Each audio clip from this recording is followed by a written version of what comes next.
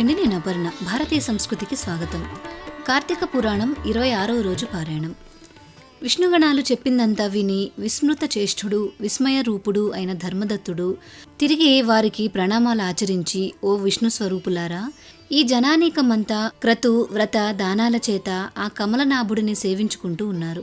వాటన్నింటిలోనూ ఏ ఒక్కదానిని ఆచరించడం వలన విష్ణువునకు అత్యంతమైన ప్రీతి కలుగుతుందో, దేని వలన విష్ణు సాక్షాత్కారం లభిస్తుందో దానిని సెలవీయండి అని వేడుకున్న మీదట విష్ణుగణాలు అతన్ని ఇలా సమాధానపరచసాగాయి. పాపరహితుడైన బ్రాహ్మణుడా, నీవు అడిగిన ప్రశ్నకు ఇతిహాసపూర్వకమైన సమాధానాన్ని చెబుతాను విను. పూర్వం కాంచీపురాన్ని చోళుడు అనే రాజు పాలించేవాడు. అతని పేరు మీదనే ఆ ప్రాంతాలన్నీ చోళదేశాలుగా ప్రఖ్యాతి వహించాయి. ధర్మపాలనకు పెట్టింది పేరైన ఆ రాజు విష్ణుప్రీతికై అనేకానేక యజ్ఞాలను నిర్వర్తించాడు. అతని యజ్ఞాలకై నిర్మించబడిన బంగారపు యూపస్తంభాలతో తామ్రపర్ణి నది యొక్క 2 తీరాలు కూడా కుబేర ఉద్యానవనాలైన చైత్రరథాల వలె ప్రకాశించేవి. అటువంటి రాజు ఒకానొకనాడు అనంతశయనం అనే పేర యోగనిద్ర ముద్రితుడై ఉండే విష్ణువాలయానికి వెళ్ళి మణిమౌక్తిక సువర్ణ పుష్పాదులతో ఆ శ్రీహరిని అర్చించి సాష్టాంగ దండ ప్రణామాలు ఆచరించి స్థిమితంగా అక్కడి శ్రీహరి సన్నిధిలోనే కూర్చున్నాడు. అంతలోనే విష్ణుదాసుడు అనే బ్రాహ్మణుడొకడు విష్ణువార్చనార్థమై ఆ ఆలయానికి వచ్చాడు. విష్ణు సూక్తాన్ని పఠిస్తూ అతడు విష్ణు సంజ్ఞను అభిషేకించి తులసీ దళాలతోనూ గుత్తులతోనూ విష్ణు పూజను నిర్వర్తించాడు. అది చూసిన రాజుకు కోపం వచ్చింది. ఆ కోపంలో తాను ధర్మవేత్తయ్య ఉండి కూడా అవతలి వ్యక్తి యొక్క బ్రాహ్మణాభిజాత్యాన్ని విస్మరించి, ఓరి విష్ణుదాసుడా, నేను మాణిక్యాలతోనూ బంగారు పువ్వులతోనూ చేసిన నా పూజ వలన ప్రకాశమానుడైన ఆ ప్రభువును నీ తులసి ఆకుల పూజతో ఎందుకు కప్పివేశావు? నేనెంతో భక్తితో ఆచరించిన పూజని ఇలా పాడు చేశావంటే అసలు నీకు విష్ణుభక్తి అంటే ఏంటో తెలుసా అని చీదరించుకున్నాడు. ఆ మాటలకు ఈ బాపనికి కూడా కోపం వచ్చింది. అవతలి వ్యక్తి రాజు అనే గౌరవాన్ని కూడా అతిక్రమించి, ఓ రాజా, నీకు దైవభక్తి లేదు సరికదా, రాజ్య ఐశ్వర్యమత్తుడవై ఉన్నావు. విష్ణు ప్రీత్యర్థం నీ చేత ఆచరించబడిన యజ్ఞం ఏదైనా ఒక్కటి ఉంటే చెప్పు అని ఎదిరించాడు. అతని మాటలకు అవహేళనగా నవ్వుతూ, నీ మాటల వలన నీవే విష్ణుభక్తి శూన్యుడవు అని తెలుస్తూ ఉంది. ధనహీనుడవు దరిద్రుడవు అయిన నీకు భక్తి ఎలా కలుగుతుంది?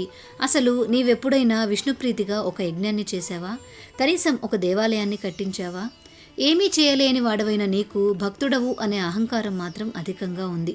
ఓ సదస్సులారా, సద్బ్రాహ్మణులారా, శ్రద్ధాళువులై వినండి. నేను విష్ణు సాక్షాత్కారాన్ని పొందుతానో ఈ బ్రాహ్మణుడే పొందుతాడో నిదానించి చూడండి.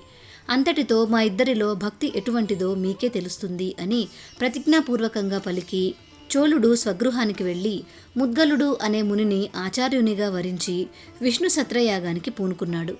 బహుకాల పూర్వం గయాక్షేత్రంలో ఋషి సముదాయాల చేత చేయబడినది అన్నదానాలు అనేకానేక దక్షిణలతో సామాన్యులకు ఆచరించ సాధ్యం కానిది సర్వసమృద్ధిమంతమైనది అయిన ఆ యజ్ఞాన్ని చేయసాగాడు రాజు.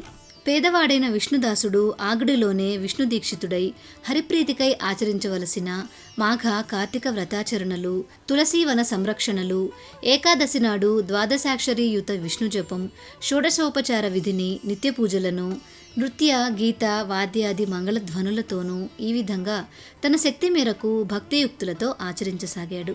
నిత్యము సర్వవేళల్లోనూ భోజనాది సమయాలలోనూ సంచారమందు తుదకు నిద్రలో కూడా హరినామ స్మరణను చేస్తూ ప్రత్యేకించి మాఘ కార్తీక మాసాలలో విశేష నియమ పాలనను ఆచరిస్తూ ఉన్నాడు. ఆ విధంగా భక్తులైన చోళ విష్ణుదాసులిద్దరూ కూడా తమ సర్వేంద్రియ వ్యాపారాలను వ్రతనిష్టలోనే నిలిపి విష్ణు సాక్షాత్కార ప్రాప్తి కోసం చాలా కాలం తమ వ్రతాలను ఆచరిస్తూనే ఉండిపోయారు. కాలం గడుస్తూ ఉండగా ఒకనాటి సాయంకాలం విష్ణుదాసుడు వండుకున్న భోజనాన్ని ఎవరో కాజేసుకుని వెళ్ళిపోయారు. ఆ దొంగిలించిన వాళ్ళెవరా అనే విషయమై విష్ణుదాసు పెద్దగా విచారణ చేయలేదు.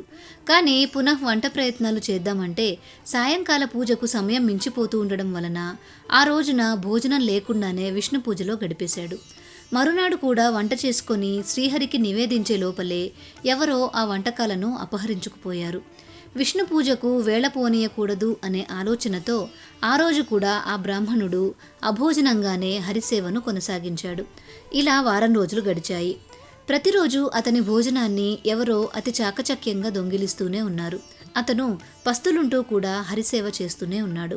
వారం రోజుల పాటు అభోజనంగా ఉండడంతో విష్ణుదాసునికి ఆ దొంగను పట్టుకోవాలనిపించింది. అందువల్ల ఒకనాడు చాలా పెందలాడే ముగించుకొని వంటకాలను పూర్వస్థానం అందే ఉంచి తానో చాటున దాగి కూర్చొని దొంగ కోసం ఎదురు చూడసాగాడు. కాసేపటికి ఒకానొక చండాలుడు ఆ అన్నాన్ని దొంగిలించేందుకు వచ్చాడు. వాడి ముఖం అత్యంత దీనంగా ఉంది. రక్తమాంసాలు ఏమాత్రమూ లేకుండా కేవలం ఎముకల మీద చర్మం కప్పినట్లుగా ఉన్నవాడు అన్నార్తుడు అయిన ఆ చండాలుడు వంటకాలను దొంగిలించుకుపోసాగాడు. అతని దైన్యస్థితిని చూసి అప్పటికే కరుణాభరితమైన హృదయంతో ఉన్న బ్రాహ్మణుడు, ఓ మహాత్మా, కాసేపు ఆగవయ్యా, ఆ అన్నాన్ని అలా వట్టిగా తినడం కష్టం, ఈ నేతిని కూడా పట్టుకుని వెళ్ళు అంటూ నేతి జారితో సహా అతని వెంటపడ్డాడు. ఈ విప్రుడు తనను బంధించి రాజభటులకు అప్పగిస్తాడు అనే భయంతో ఆ చండాలుడు పరుగు తీయనారంభించాడు. ఈ పారుడు కూడా ఆ చోరుని వెనకాలే పరిగెడుతూ, అయ్యా, నెయ్యి తీసుకుని వెళ్ళి కలుపుకుని తినవయ్యా స్వామి అని అరుస్తూనే ఉన్నాడు. అసలే అలసటగా ఉన్న చండాలుడు భయం వలన నేల మీద పడి మూర్ఛపోయాడు. అతనిని వెన్నంటి వచ్చిన విష్ణుదాసుడు, అయ్యో మూర్ఛపోయావా మహాత్మా అంటూ తన పై వస్త్రపు చెంగులతో ఆ చండాలునికి విసరసాగాడు. ఆ సేవ వల్ల అతి శీఘ్రంగా కోలుకున్న చండాలుడు చిరునవ్వు నవ్వుతూ లేచాడు. ఇప్పుడు అతను విష్ణుదాసుని కళ్లకు శంఖచక్ర గదాబ్జధారి చతుర్భుజుడు, శ్రీవత్సలాంఛితుడు, కౌస్తుభాలంకృతుడు అయిన శ్రీమన్నారాయణుని వలె గోచరించడంతో అతగాడు అవాక్కుగా ఉండిపోయాడు. ఈ భక్త భగవానుల సంగమ దర్శనార్థం ఇంద్రాదులెందరో విమానారూఢులై ఆ ప్రాంతాలకు వచ్చారు. విష్ణువు మీద, విష్ణుదాసుడి మీద కూడా విరివాన కురిపించారు. అప్సరసలు ఆడారు, గంధర్వులు పాడారు. దేవగణాల వందలాది విమానాలతో ఆకాశం నిండిపోయినట్లు అనిపించింది. అనంతరము ఆ ఆదినారాయణుడు విష్ణుదాసుని కౌగిలించుకున్నాడు. తన సారూప్యాన్ని ప్రసాదించి తనతో పాటే తన విమానం ఎక్కించుకొని వైకుంఠానికి బయలుదేరాడు. యజ్ఞవాటికలో ఉన్న చోళుడు గగనగాములైన బ్రాహ్మణ బ్రహ్మజనకులు ఇద్దరిని చూసి ఆశ్చర్యపోయాడు.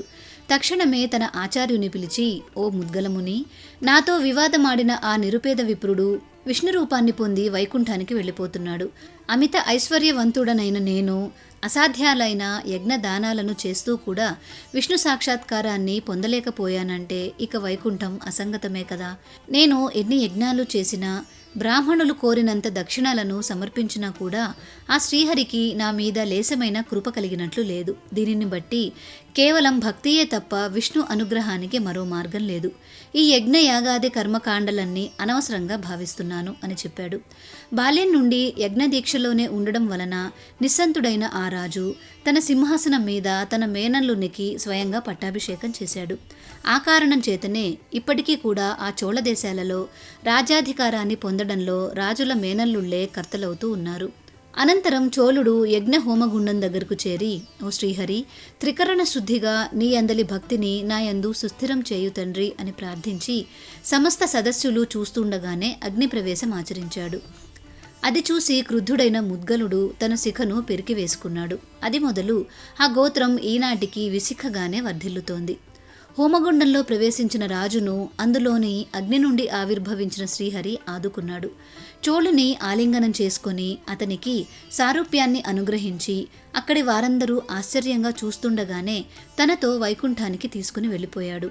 ఓ ధర్మదత్త, అలనాడు ఈ విధంగా ఆ శ్రీహరి అటు విష్ణుదాసుని ఇటు చోళుని కూడా అనుగ్రహించి సాక్షాత్కారం ఇచ్చి తన వైకుంఠ ద్వారపాలకులుగా చేసుకున్నాడు. కాబట్టి ఓ విప్రుడా, విష్ణు అనుగ్రహానికి విష్ణు సాక్షాత్కారానికి రెండు విధాలుగా ఉన్న ఒకే ఒక మార్గం భక్తి మాత్రమే.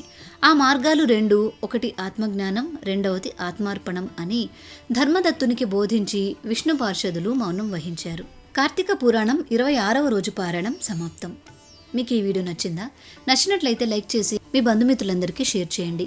భారతీయ సంస్కృతి ఛానల్ని సబ్స్క్రైబ్ చేసుకొని బెల్ ఐకాన్ని యాక్టివేట్ చేసుకోండి. తిరిగి రేపటి రోజు పారాయణంలో మళ్ళీ కలుసుకుందాం. నమస్కారం.